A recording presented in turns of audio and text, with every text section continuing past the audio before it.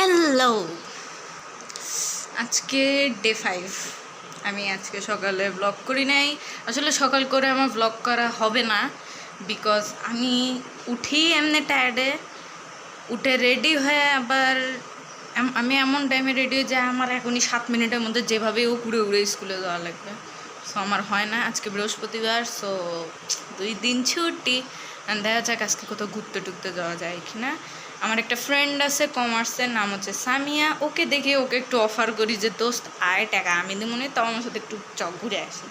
And দেখি যদি রাজি হয় ভালো, নাইলে আমি সেলফ ঘোরাঘুরিতে চলে যাব।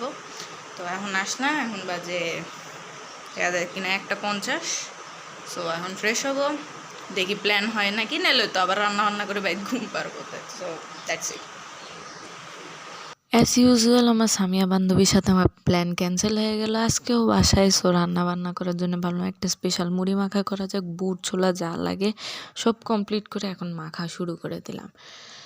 এখন এর মধ্যে একটা কাহিনী হয়েছে, আমার ফ্রেন্ড মানে আমার একমাত্র বেস্ট ফ্রেন্ডের সাথে আমার হয়েছে ঝগড়া।